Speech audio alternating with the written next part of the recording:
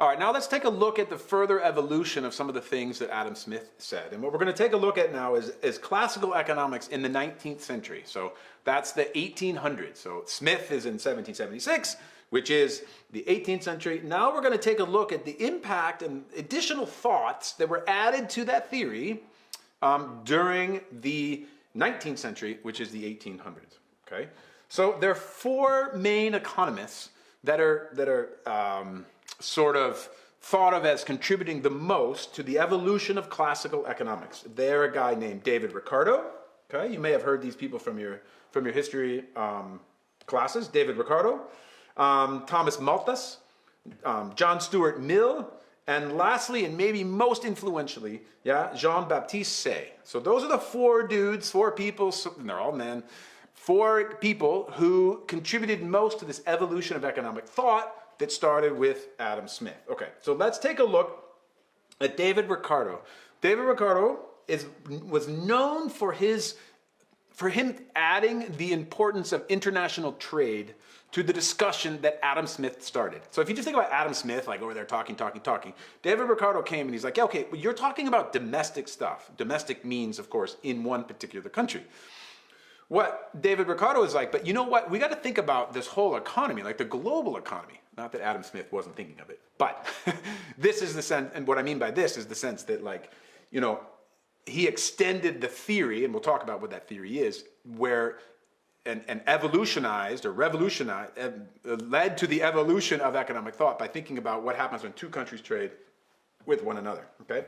He also believed heavily in the specialization in the production of different goods, right? Division of labor, the people that are good at one thing do that, and specialization, right? If you're really good at something, do that. Division of labor means you take the overall process of making a car and you make it into smaller parts and everyone does their own little thing, okay?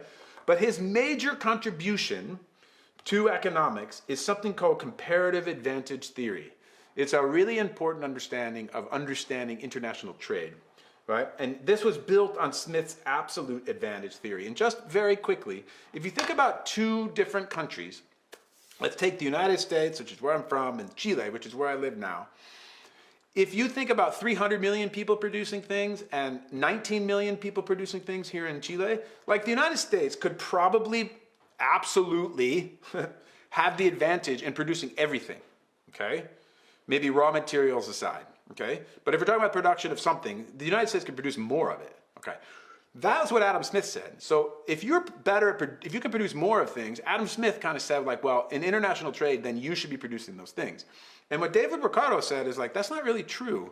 Actually, if you are looking at international economics, what you want is a comparative advantage.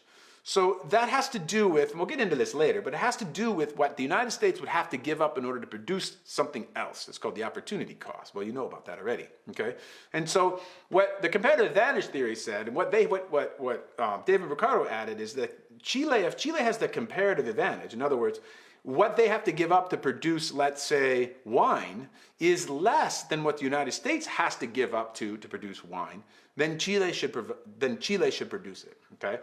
That's what comparative advantage theory is. We'll get into it later, but if you just understand that, that comparatively between the United States and Chile, what Ricardo said is the country that produces it most efficiently, hey, there's one of the lenses, most efficiently should be the one who actually produces it if you're thinking about the global community, okay? So remember David Ricardo, the addition of comparative advantage theory to Adam Smith's absolute advantage theory. Okay, and then that gets us to Jean-Baptiste Say, and there's something that's important, you need to know this, and that's called Say's law of markets, okay? And listen to this closely, and then we'll talk about it afterward, okay? So what Say said was that the productions of goods, producing things, is the source of demand.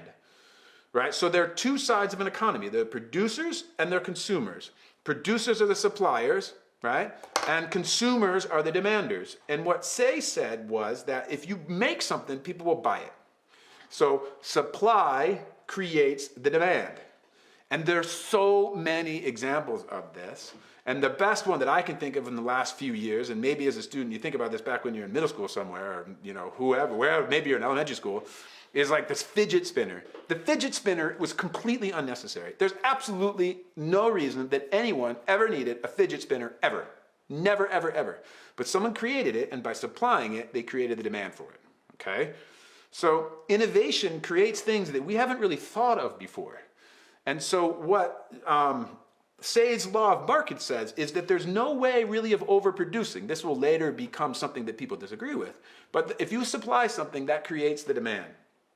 Also, this links into the circular flow model, which you might remember, which is this flow of income that goes around in an economy. And so if you produce something and people demand it, then guess what? You're gonna have to produce more, which means that you're gonna hire more people, and there will be more employment, and therefore people will have more money and they'll demand more things, okay? So what Say's law of markets was that production creates the purchasing power of consumers, because by producing something, you're employing people, and as a result of employing people, you're producing something, hey, it's a circle, then you produce something that people want, and that creates the demand, okay? So therefore, total demand in an economy is the result of production.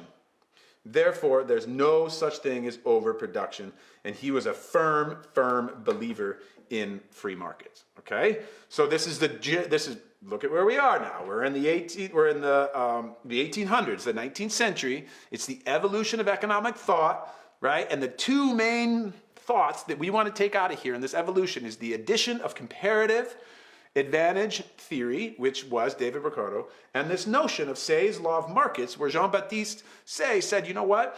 Production creates demand. And if you have that in your mind right now, right, then you have a thorough understanding of where classical economics was in the 19th century. All right, my friends, and we'll roll it on to the next video.